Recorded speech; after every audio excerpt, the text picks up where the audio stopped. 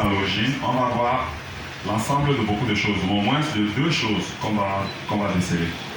Deux choses. La rumba vient du Congo, et je pense même que ça c'est la base, parce que même nos origines viennent de là-bas. Et un peu le highlight qu'on a fait de l'Afrique de l'Ouest. Parce que quand tu vois les ring shots qu'on a mis dans le makossa, après, ça vient de la clave. C'est la même clave qu'on retrouve Porto Rico, Cuba, avec qu'on sent directement l'esclave qui est parti d'ici pour là-bas et qui est parti avec ce rythme-là. C'est la même clave qu'on va retrouver dans la salsa, qu'on va retrouver dans les bossa nova. Ok. Maintenant, le makossa à l'origine commence à se jouer d'abord à la chalette seulement. Et au départ, chacun jouait à sa manière, mais on a eu l'écran avec l'autre à l'époque qui jouait et qui n'arrivait pas à trouver un truc bien arrêté. Donc c'était un peu dans le décor, certains jouaient carrément vraiment binaire, quoi, double rouge. Les gens dansaient parce que c'était un truc nouveau et ceux qui faisaient l'effort d'imposer le makossa, c'était particulièrement le guitariste. Il nous dit même qu'avant d'introduire la batterie dans le makossa, il y a eu le makossa qu'on a joué à la percussion seulement. Effectivement, il y a des titres de Cambine où il n'y a pas de batterie, il n'y a pas de la batterie. On ne joue que les percus et c'est dansant. Marangué nous a dit la batterie est venue bien après. Mais au départ, c'était d'abord les percussions. Et quand bien même on a imposé la batterie, c'était encore trop criant. Et c'est les gens comme Lobe et Yves, dont le nom revient toujours, qui ont su imposer. En dehors de ça, on a d'autres rythmes, c'est-à-dire, je parle d'abord des influences. Après qu'on ait été influencé par des pays voisins, parce que au-delà du fait que tu imposes ta culture, une fois que tu te déplaces, tu vas avec les autres avec ta culture, quand bien même tu t'imposes, tu vas t'imprégner de leur culture aussi. Donc c'est comme ça que les gars ont commencé, les gars comme... J'ai encore écouté quelques chansons tout à l'heure, on avait l'impression que c'est dans le Rio qui commence à mettre les ring shots dans le makossa, mais non. Non, pas du tout. L'eau et Yves a commencé à mettre les ring shots dans le makossa.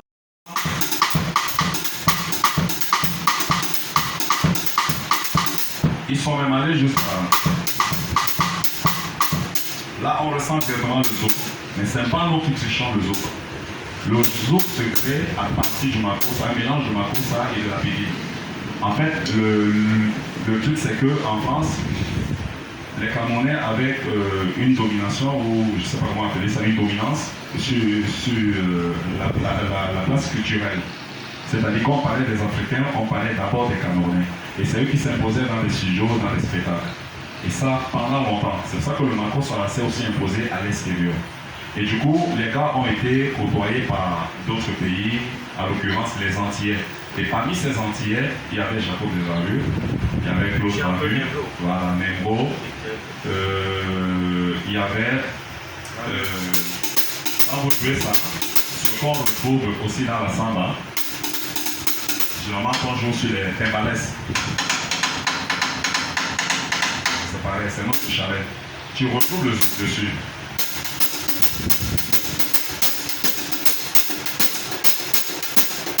C'est comme ça que, selon leur culture, leur façon de percevoir, entendre les choses, ils ont tiré de là le zouk.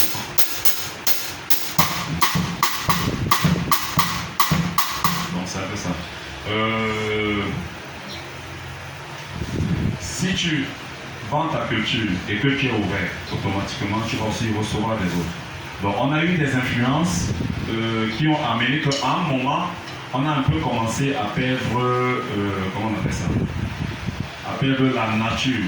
C'est-à-dire qu'avec d'autres influences et le business de la musique, on a commencé à introduire les guitares, ndombolo, et vous allez entendre des titres comme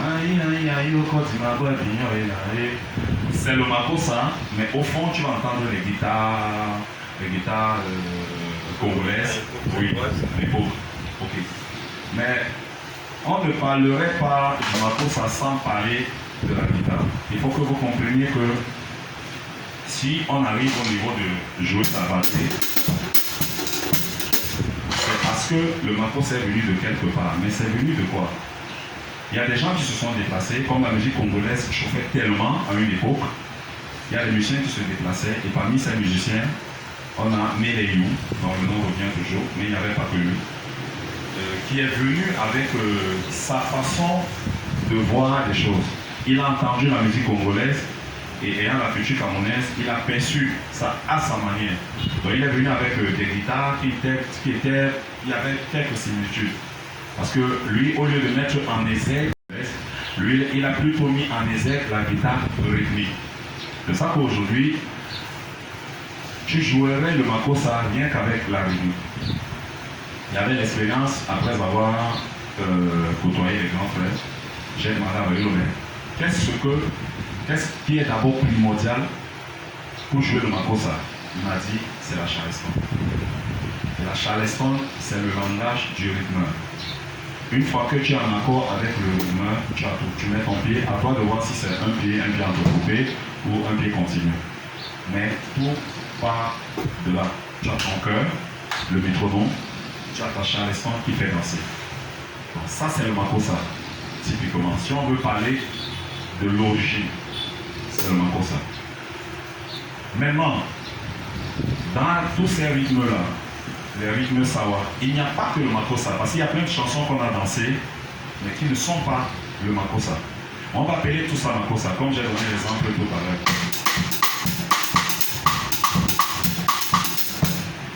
Et vous voyez que ça, c'est l'un des rythmes qui prônent actuellement.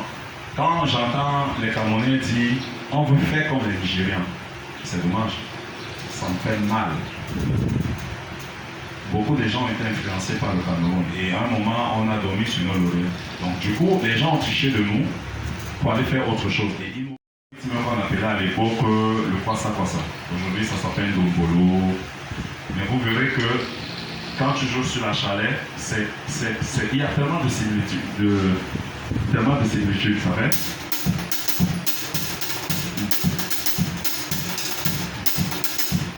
Donc quand si tu joues ça sur la caisse claire, ça va te faire un CD.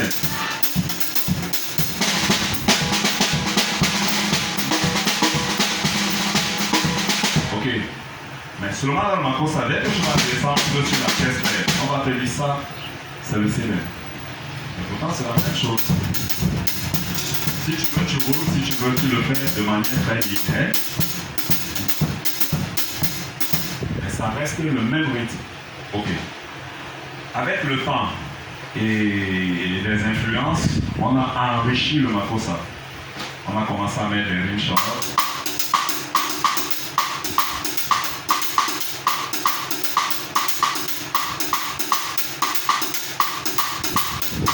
Mais si tu joues comme ça, en jouant comme ça, ça va toujours te faire le makossa, mais dans ça, directement, tu vas entendre la bélé, qui est aussi un rythme parallèle. Et tous ces rythmes-là ont pratiquement les mêmes sonorités. Et tu vas retrouver la bélé au Brésil. Et ils utilisent même la claque du makossa.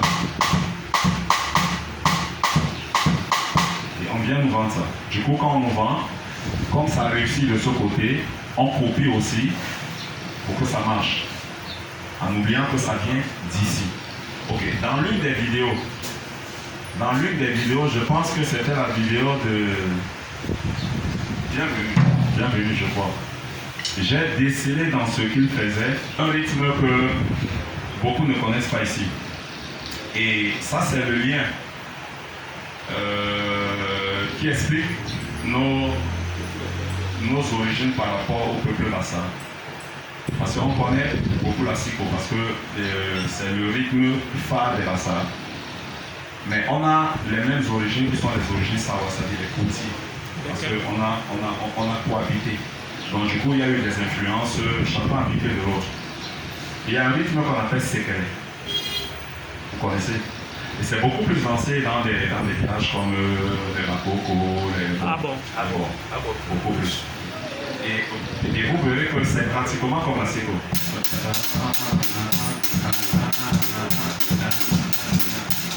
Dans ça,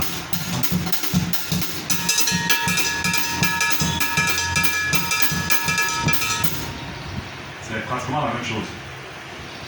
Et le Massa, il a joué ça comment? C'est l'une des méthodes, parce qu'il y a plusieurs méthodes. Et vous verrez que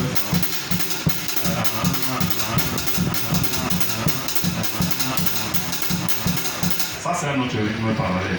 Vous avez les stairways qu'on ne présente plus, qu'on connaît, que les Jamaïcains ont appelé la raga, mais je dis toujours, c'est tout part d'ici pour là-bas. Comme on a dit, là où tout le monde est entré dans le moule, donc la chalet standard, il reste. Ok, on a le marché a plusieurs chansons, je joue comme ça pour entrer continu. Maintenant, on peut jouer en ce qu'on peut appeler entre guillemets. Ça reste le pour ça. Ok, on peut.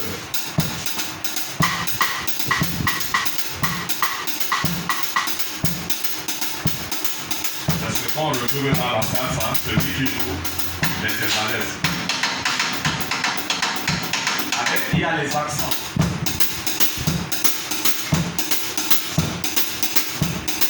Il y a ces accents-là qu'il ne faut pas oublier. Pour que ça soit ça vrai. On a d'autres influences. Quelqu'un, pour avoir beaucoup joué la musique, des grands, qui n'a pas oublié ses origines, est venu avec cette influence. C'est comme on appelle les musiques de l'anneau. Et ça appartient, hein?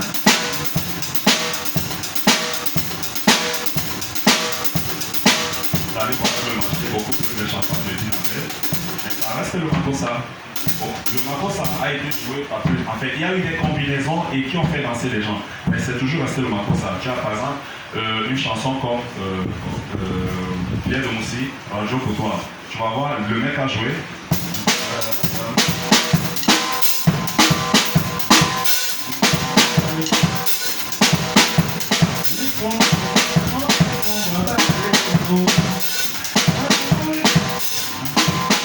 Ça reste le makossa. Donc on a toutes ces influences-là. Et tant mieux si tu joues comme ça, et que le rythme joue le fond du makossa. Tant que ça fait danser, ça reste le makossa. Oui, ça, justement, il y a ça. Ça joue quoi? Bien fait. Oui. Oui. Oui. Il y a aussi, par exemple, quand vous écoutez les chansons de Jolie Puiseau, et des chansons vraiment très délicates à jouer parce que il a fait un mélange, il joue. C'est des grands frères qui ont commencé à jouer d'abord la batterie, Monsieur la mère, Jolie Puiseau. Après ils ont joué à autre chose, lui il est parti au chant, Monsieur est parti à la guitare. Donc ça dit, ils ont ces influences-là. Dans sa composition, il pensait aussi comme un batteur. Mais il m'avait expliqué que s'il fallait penser comme batteur, seulement, il n'allait pas vendre. Comme la tendance demandait, on a toujours laissé dans les chansons. Il a fait ceci, mais c'est des reprises. Il joue. Alors, pour que tu puisses faire la combinaison, pour que ça danse, chaque fois que j'ai voulu danser, jouer comme ça ne faisait pas danser parce que tu étais croisé. Tu vois un peu. Et les gens aiment entendre avec les nappes. Alors, moi j'ai réfléchi, j'ai fait. En même temps, tu peux pas faire facilement. Parce que c'est ça le truc, quoi. C'est pas lui qui a créé ça. Valérie va commencer à faire ça. Alors lui fait quoi? Pour faire la bonne combinaison, je vais tester. Et j'ai trouvé la bonne combinaison. Tu vois un peu. Mais ça c'est une indépendance. C'est comme j'avais trouvé la combinaison de... Et je vais vous dire quelle chanson m'a fait travailler ça. C'est Tondi Moutonou Dotimana, le petit pays. Nous on ne comprenait pas à l'époque que les gars faisaient les reprises. Donc quand tu écoutais, tu te disais, le mec a joué ça directement, quoi. Tu vois un peu.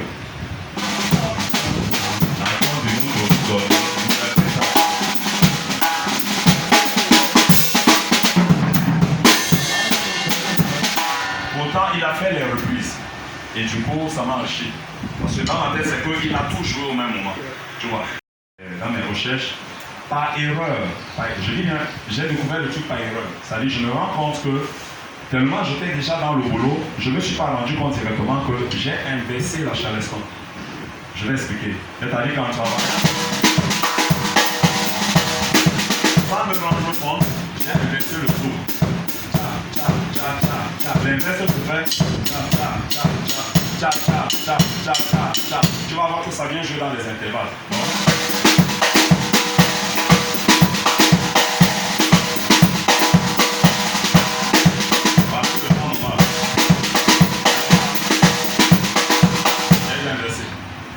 Et si tu es capable de faire ça sans interrompre, c'est très beau. Et je fais les deux. Je vais jouer là ici. Souffle.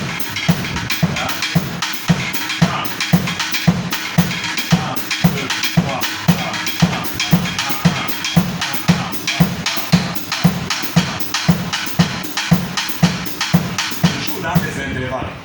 Alors, si tu peux faire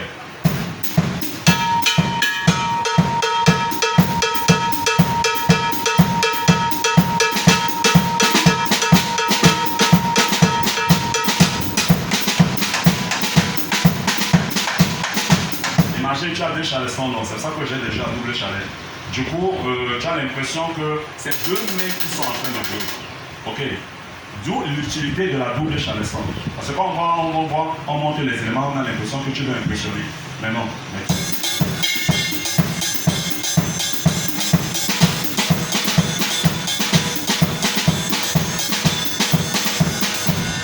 Mais si quelqu'un n'a pas ces aptitudes à mettre la double chalesson, tu n'as pas les aptitudes, tu restes dans ton truc. Tu restes dans ton truc.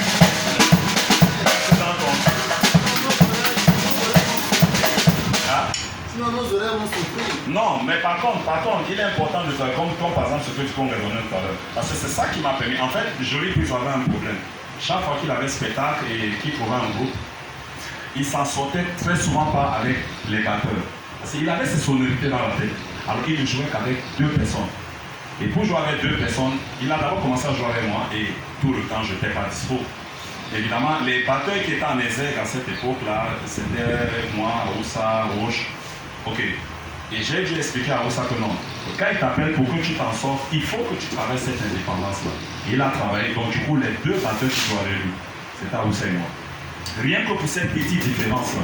Cette petite différence, ça dit c'est un truc de rien du tout. Au départ, c'est trop travail, c'est trop recherche, mais ça paye quoi. Parce que tu vas trouver dans la masse une personne qui dit moi je veux ça. Et avec Jolie, il fallait absolument que tu joues cette chanson-là. Et c'est ça qui est dans les chansons de Hugo Yamel. Et j'imagine quand, par exemple, Aoussa, parce que c'est Aoussa qui fait les reprises, qui a joué les reprises, il a dû lui imposer que non, je ne veux pas. C'est trop qu'on entend ça partout. Je veux.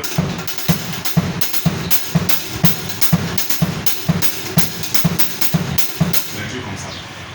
Et il fallait absolument jouer. Maintenant, la place de la percussion dans le makossa. La percussion a été, je dirais, martyrisée parce que le makossa a toujours été joué par les percussions. D'abord, comme j'ai dit, à l'origine, le makossa était joué par les percussions. D'abord.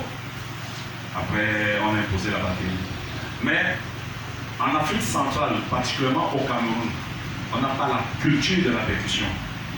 Et puis encore, le makossa qui a été créé dans le littoral, on a perdu cette culture-là. On a un peu la culture des cloches, mais pas la percussion comme vous voyez. Et donc du coup, les percussionnistes étaient un peu avalés dans le makossa. Il fallait vraiment trouver de la place et être distrait, sinon on t'écrasait. Parce que le mec qui s'imposait toujours, c'était le batteur. C'est lui qui fait danser avec le rythme. Il fallait que le percussionniste soit très subtil et trop intelligent pour... Mais il y a eu des gars, oui, maintenant il y a eu des gars qui ont su s'imposer, comme le nom qui revenait toujours, c'est Mavungu. Et je pense même qu'il n'était pas d'origine camerounaise. Je pense qu'il était congolais.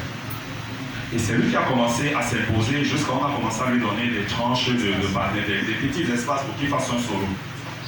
Mais à l'origine, mais pourtant, la percussion y était déjà à l'origine. Donc, c'est un peu ça.